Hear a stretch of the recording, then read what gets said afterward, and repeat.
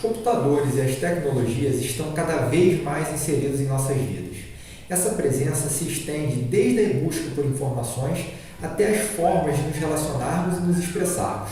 Neste cenário, se faz necessário que os jovens e as crianças sejam orientados a se apropriarem desses recursos de maneira eficiente e diversa, além de assimilarem seus mecanismos e implicações. Para tal, serão trabalhadas as práticas pedagógicas inovadoras que sejam compatíveis com a realidade dos alunos e do colégio, por meio do projeto Pensamento Computacional e Cultura Digital.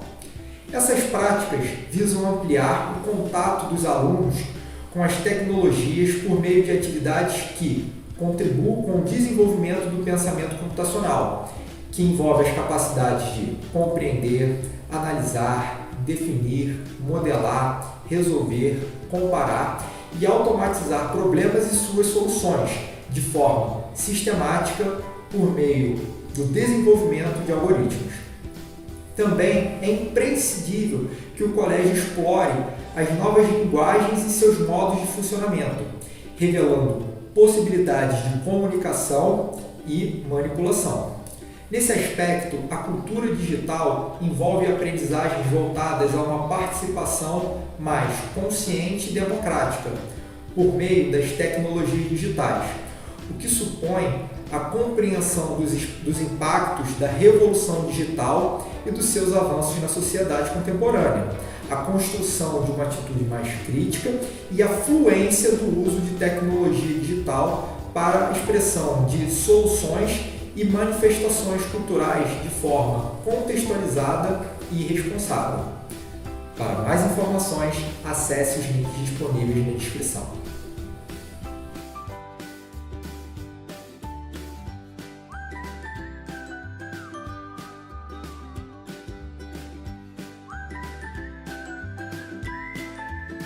Oi, meu nome é Valentina Góes Pereira e eu estou representando o meu sexto ano na atividade que estamos desenvolvendo no projeto. Estamos revisando os objetos de conhecimento nas disciplinas de português, matemática, geografia, ciências e história, através de um scratch disk plugado, um tapete dinâmico que demos o nome de Ativamente. A ideia foi trazer para o físico o que fazemos no computador. A ideia foi um tapete que desse a possibilidade da troca de fichas, símbolos e instruções para combinar a programação ao conteúdo. O tapete tem perguntas e nós programamos essas respostas no tapete. Eu e os meus colegas vamos executar atividades no tapete ao longo do trimestre.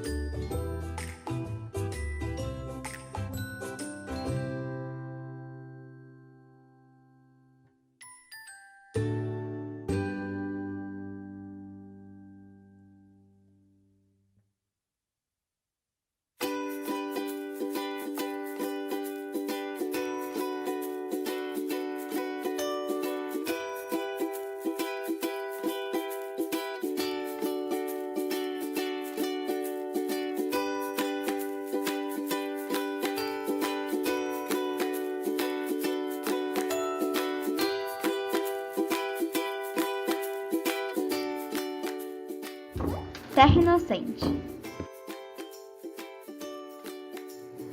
Língua Portuguesa, Leitura Extensiva 7º ano, 2021. Terra Inocente.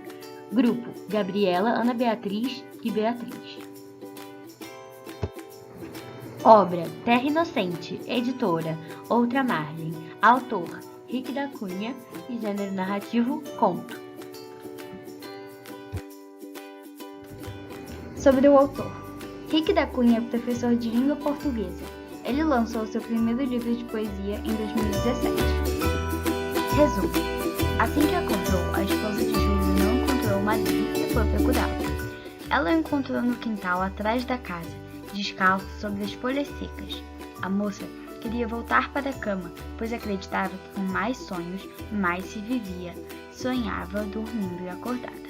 O marido dizia que a terra e toda a natureza são elementos essenciais para que o fantástico possa acontecer.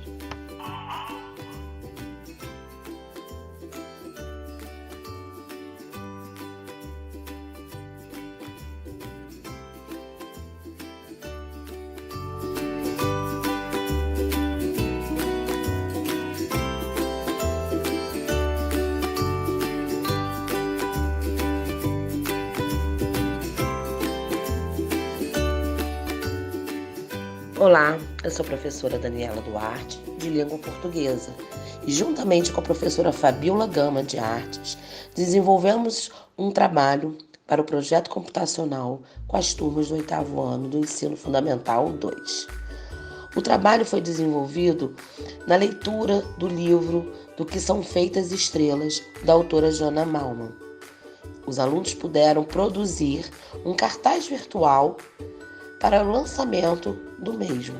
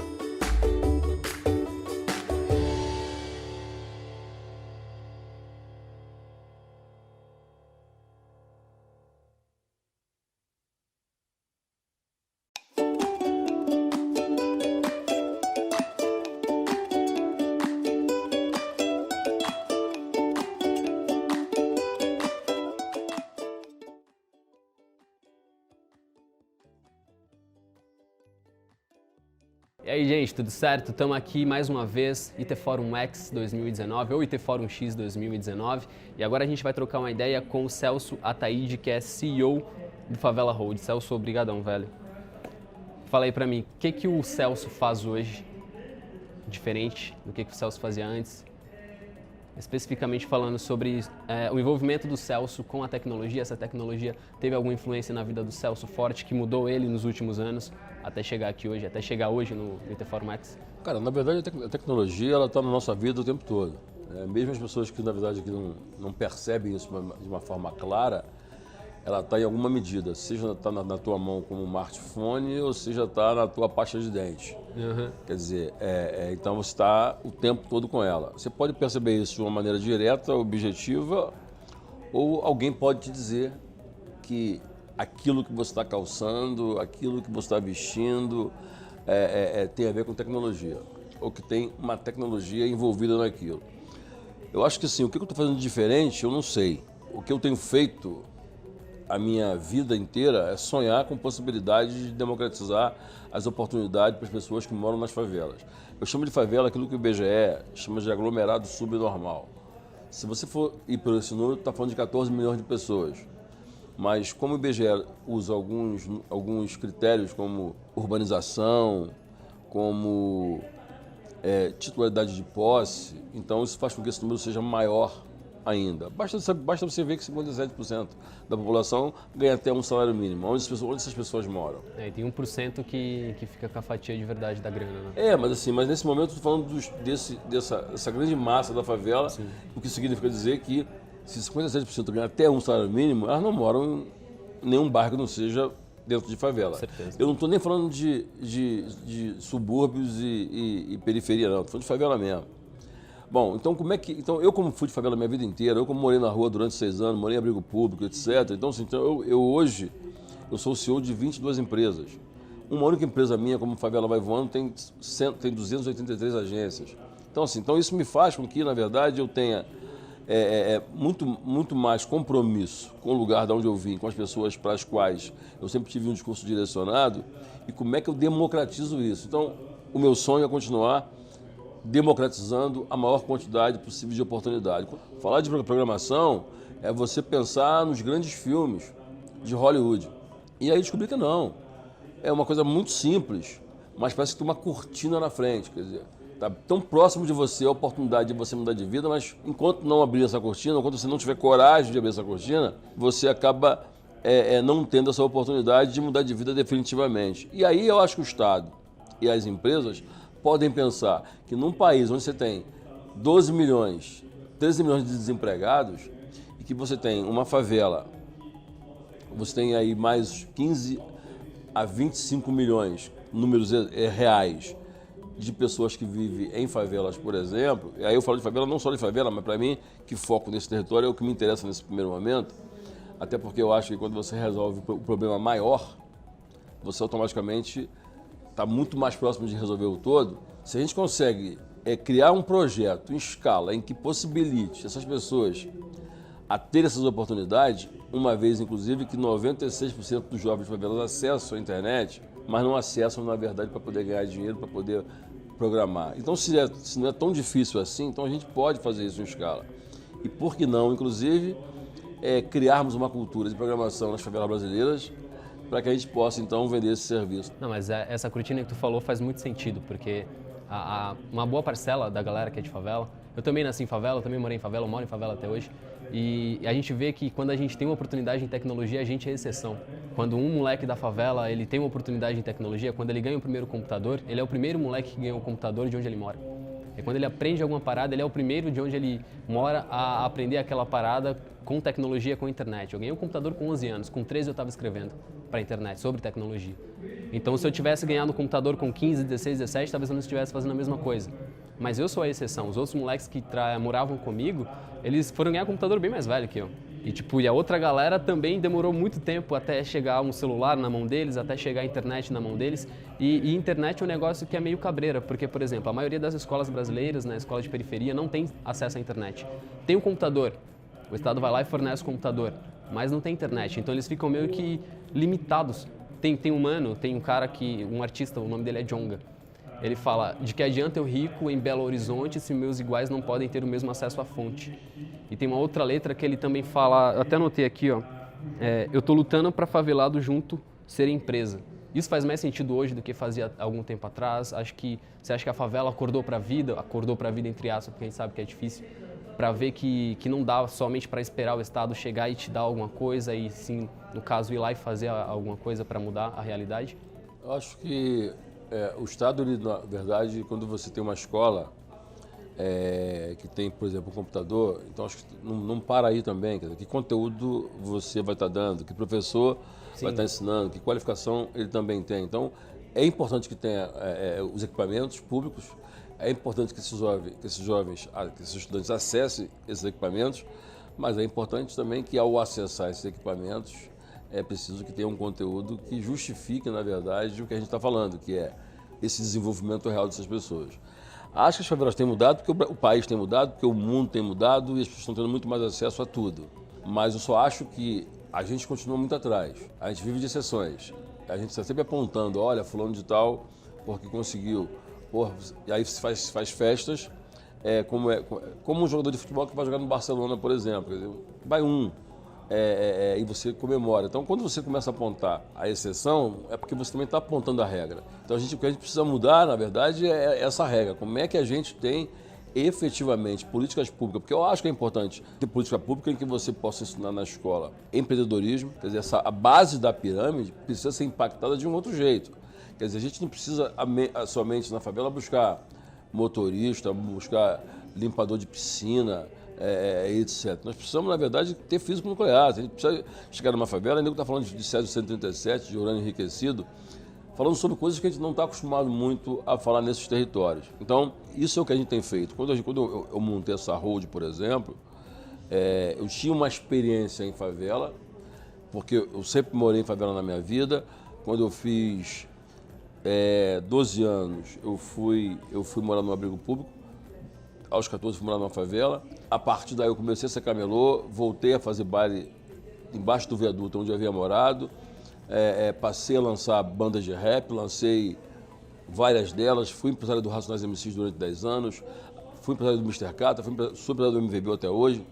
E isso tudo significa dizer trabalhando nesse ambiente, trabalhando nesse território, fazendo eventos, fazendo shows nesse território.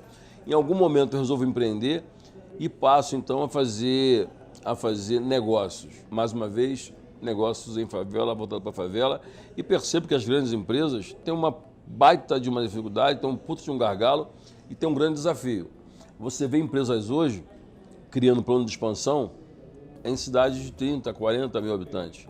Quando nós estamos aqui, na verdade, nas grandes metrópoles, cidades como Paraisópolis, Heliópolis, Complexo do Alemão, Rocinha, que são grandes cidades e que não estão exploradas, simplesmente porque eles não sabem como acessar essas pessoas.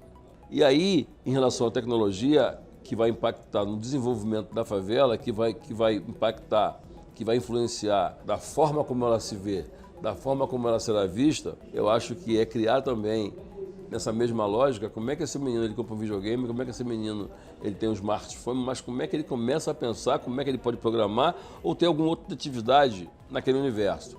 Um jovem da favela que vira programador, ele vira um gênio, ele vira um cientista, ele vira o cara. Porque, para todos nós, essa cortina não nos permite ver que aquilo é uma coisa muito simples. Mas é simples para um outro tipo de ambiente. Não é natural você ver um neguinho na favela falando inglês, muito menos 2 idiomas. Mas isso é muito natural em outros bairros da cidade. Ok, é normal. O mundo é assim. Existe o Silvio Santos, existe quem vai vender o carnê. Mas eu acho que o mundo equilibrado é aquele que o filho de quem vende o carnê possa também ter oportunidade. Ainda que não sejam as mesmas do filho de quem é o dono. Do filho do Silvio Santos. Silvio Santos. Mas alguma oportunidade você precisa ter. Se permanece esse desequilíbrio tão grande, vai permanecer, na verdade, as consequências dele, que é a violência. É um discurso que vem há muito tempo, né? Tipo, o Racionais fez o show agora de 30 anos, 3 décadas da banda. E eles falaram que o mesmo discurso de 90, por exemplo, continua até hoje, que não mudou, porque o que está mais perto é o que o moleque da favela vai se apegar, porque é o que ele está vendo, porque tem aquela cortina. Mas entendi perfeito, cara. Muito obrigado pelo papo. Valeu.